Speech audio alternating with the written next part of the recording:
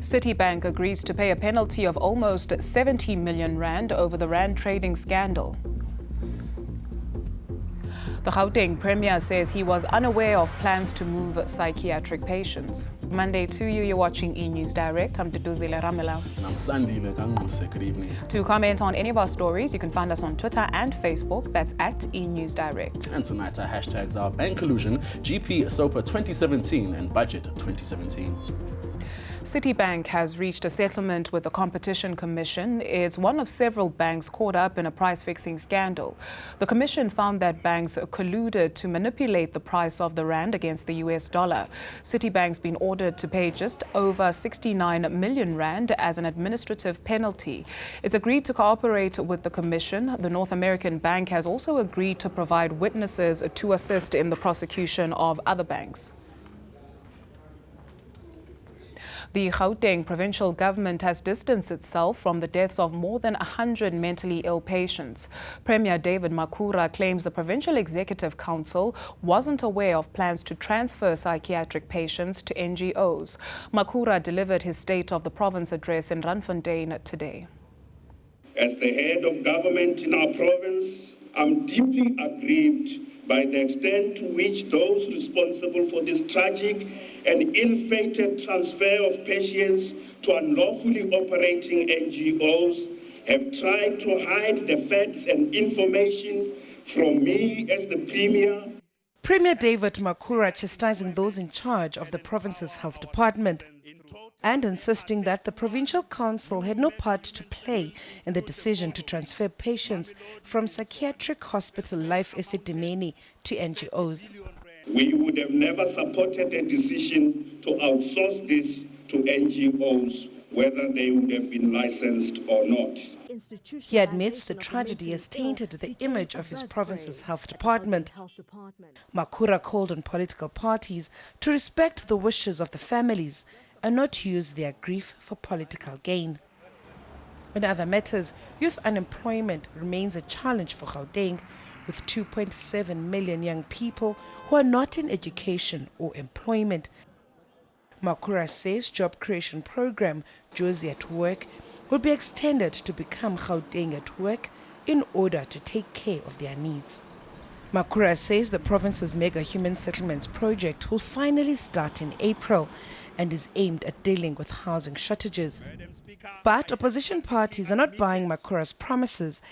It was in the newspapers. He should have been monitoring his health, MEC. I warned about this several times in the legislature. So unfortunately, the Premier has a credibility gap. He cannot claim that he was not aware. Ignorance cannot be used as an excuse. That is why we're going to demand for his restriction.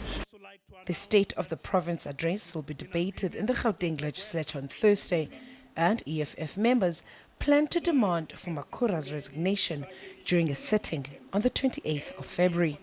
Sikelelwa Mdingi, Randfontein. Finance Minister Pravin Gordhans and his deputy say only President Jacob Zuma can decide on their future.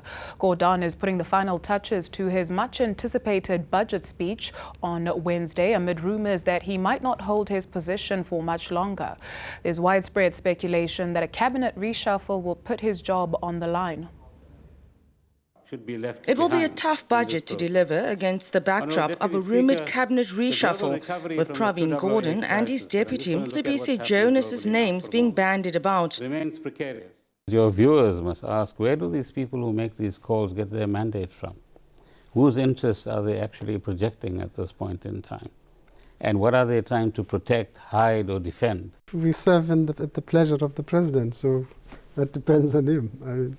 Quite frankly, we're ready for any eventuality anyway. The ministers say drafting a budget in such times is challenging. The president and the ruling party are on a mission to solve the notion of radical economic transformation. The ministers are cautioning against the belief that it will happen overnight. You have the existing pie or size of the economy, just over 4 trillion rands, which you need to expand. And at the same time, within the 4 trillion rands, you need a form of social justice. You need access given to people who have been marginalized, but at the same time, through assistance of the state, the participation of the private sector and trade unions, and people's own initiative, You need the right kind of economic activity and impetus and entrepreneurship, which makes 4 trillion into 6 trillion over a period of time. Jonas says transformation and growth aren't mutually exclusive. Growth without transformation can only increase inequality and poverty across the board. And equally, transformation without growth is equally problematic. Gordhan is warning against an apparent abuse of power by those in charge. That kind of abuse is totally unacceptable in our kind of young democracy. And I think both within the ANC and outside of the ANC, voices have been raised. So if one leaves it to the conscience of the people involved, one hopes that works. And if that doesn't work, then the public will have their say. Jonas agrees. Whether we like it or not, ultimately the test is how strong is public opinion against some of these things. Leanne Jansen, Cape Town. You can catch that full interview on the Justice Factor tonight at 9:30 p.m. on eNCA. In other news, the 5 foreign nationals accused of trafficking more than 70 people have lost their bail application. Most of the group have been deemed a flight risk. Their suspected victims were forced to work against their will at a Newcastle clothing factory. The factory has since been shut down after a hawks raid this month. This group is linked to a sweatshop in Newcastle. It's believed they'd lured men and women from Swaziland and Lesotho to work at their factory. But when they got here, they were locked up and forced to work 15-hour days for minimal pay. King Lin Yi, Kong Lian Yi, Nomsa Mpulakati, Junwei Zhu and Yumei Tang were arrested this month. Among the charges they're facing are human trafficking, money laundering and contravening the Immigrations Act. They've now been denied bail. In handing down judgment, the magistrate said all 5 accused seemed to have contacts at the border. This, coupled with 4 of them being in the country illegally, meant they could easily evade trial. The factory was shut down and the victims were taken to places of safety. The suspects are expected back in this court on the 29th of March. Desan Tathia, Newcastle, KwaZulu-Natal. Tomorrow marks the centenary of the tragic sinking of the SS Mende. 616 South African soldiers lost their lives. The vast majority were black soldiers on their way to aid an allied effort with the British government in World War I. It's said Reverend Isaac Wochopa Dioba, a pastor on board the SS Mende, calmed the doomed soldiers who gathered on deck as the vessel sank. The men, part of the South African Native Labour Corps, were on their way to France as support staff behind the front line. Among them, some of the Amapondo's finest warriors. Black troops weren't allowed to bear arms because the South African government didn't trust them. Over 600 men, mostly from the Eastern Cape, volunteered to help in the war effort. Their chiefs were hoping the British would look favourably on their communities. In a tragic accident on the 21st of February 1917, the Mende was struck by the SS Daro, travelling at full speed. When the Daro struck the smaller vessel, it almost broke the Mende in half. The Mende sank in just 20 minutes. The men in the freezing water died quickly. Back home, South Africans were shocked. The South African Parliament, and in that day the white South African Parliament, even rose for a minute's silence in respect of the tragedy. Despite the horror felt at home, these men were denied an honour that other soldiers were given. The South African government at the time didn't apply for British war medals for them. I think we've got to recognise that we were all South Africans, and it doesn't matter what colour you were, we were all there and we were fighting for king and country. Democratic South Africa has honoured them in other ways. In 2003, South Africa's civilian order for bravery was renamed the Order of the Mende. This week, 10 descendants of the men on the Mende are in the UK. They will attend a special service and lay a wreath at sea. The commemorative events here in South Africa and the UK on the 21st of February 2017 will hopefully bring honour to the men who died, an honour perhaps 100 years overdue. Lauren Rose Joseph, Johannesburg. In news from beyond our borders, at least 300 African refugees have breached a fence dividing Morocco and Spain. It's the second influx in just days. On Friday, around 500 people managed to break through gates into Spain.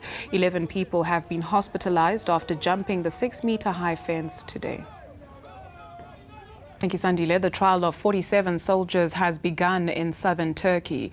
They're accused of being part of an assassination attempt on Turkish President Tayyip Erdogan during last year's failed coup.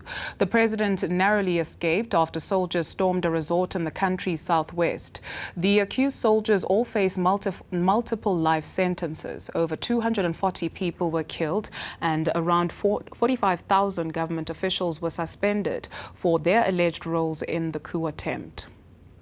And the South African government's Twitter account has hosted a question and answer session featuring Public Protector Busisiwe Mkhwebane.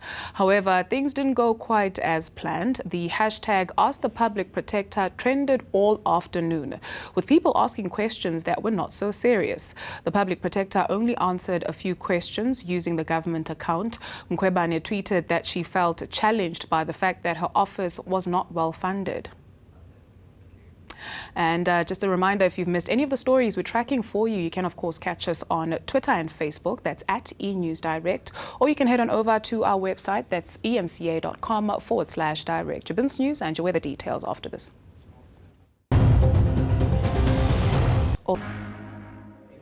Property owners and prospective buyers should expect little relief from this year's budget speech. Government hiked the inclusion rate for capital gains last year. It also raised the transfer duty on properties in a bid to raise revenue. One expert believes that some form of relief could help encourage new buyers into the market. Consumers are under pressure in terms of disposable income. We've had increases in petrol prices. Inflation is higher than it should be. So even if government is able to offer taxpayers some income tax relief, especially at the lower or middle sector of the market, if taxpayers have slightly more disposable income after the budget, it may help the residential market, and certainly at the lower end. Let's see how the markets close today.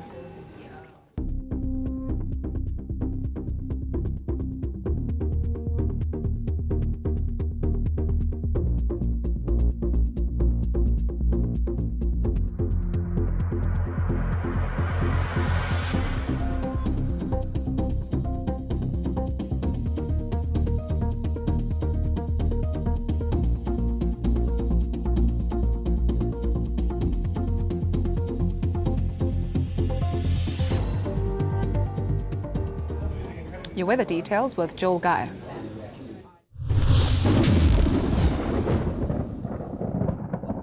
Welcome to the Weather Center.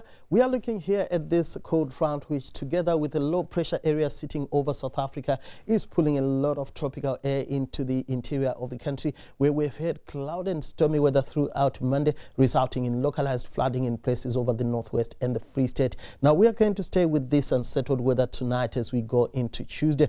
And so Tuesday will stay pretty stormy, especially for the central and eastern areas where scattered to widespread thunderstorms are expected. We are going to have rainy conditions across the Southern Cape areas as well as along much of the east coast. Now, our rainfall accumulation map for 24 hours shows us the areas over the northwest, Free State and parts of Gauteng where we could easily see rainfall amounts reaching and exceeding 50 millimeters in 24 hours through Tuesday. KwaZulu-Natal is going to be mostly cloudy with scattered rain and thunderstorms on Tuesday. Temperatures in the upper teens and lower 20s across the province. A mild to warm day is also forecast across the Eastern Cape, where rain and thunderstorms are also expected in most places. The Southern Cape areas should get away with partly cloudy skies. The rest of the Western Cape is going to be mostly sunny with hot afternoon temperatures. Isolated thundershowers are forecast for much of the Northern Cape, with fairly comfortable temperatures expected for the bulk of the province. It's going to be cooler as we go towards the Free State, where scattered to widespread thunderstorms are expected for the eastern areas. A pretty wet Tuesday is forecast across the northwest, where we have an alert for localized flooding in places. Temperatures in the lower 20s across the province. We are going to have a mild day as well over much of the Limpopo province, where rain and thunderstorms are expected. We are also going to have a very unsettled weather across much of Mpumalanga, highs in the mid to upper teens across the high-felt areas. A mild day for Gauteng with a very unsettled weather expected for your Tuesday. Then on Wednesday, we stay with the thunderstorms across much of central and eastern South Africa, sunny and hot in Cape Town. It gets hotter in Cape Town on Thursday, and thunderstorms continue for the bulk of the country. Thank you, Joel. After the break, the award-winning play, Woza Albert, is set to debut at the Soweto Theatre.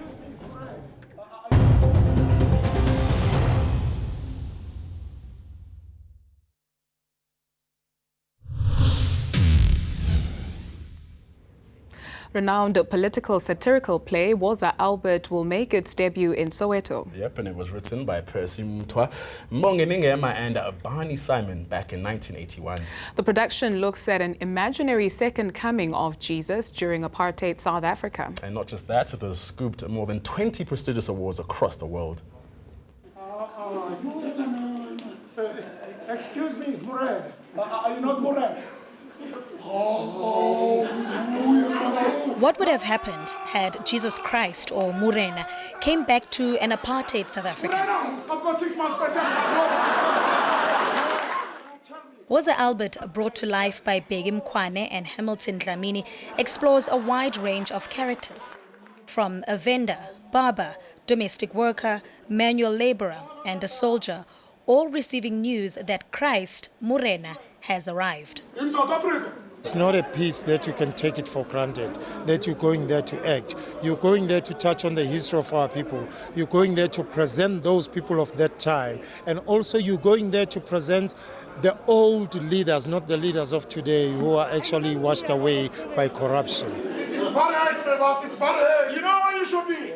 No, Mebas. You should be in prison. Oh, no, Mebas. While the classic was penned in the 1980s, its current relevance is unquestionable.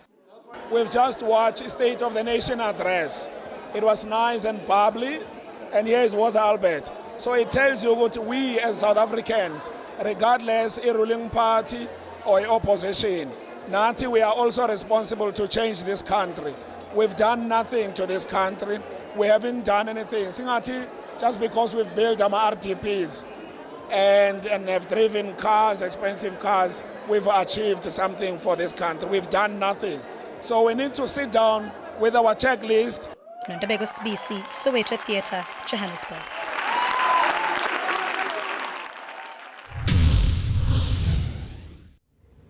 A reminder of your top stories before we say goodbye. Citibank agrees to pay a penalty of almost 70 million rand over the rand trading scandal. The KZN Premier says he was unaware of plans to move psychiatric patients. And that's a wrap from the eNEWS Direct team. Yep, on the other side of the break, Rhythm City. We do love to hear from you. You can send us an email to enewsdirect@etv.co.za. Well, of course, you can just talk to us on Facebook and Twitter, and our handle is @eNewsDirect. Until tomorrow night, have a fantastic evening. Bye-bye.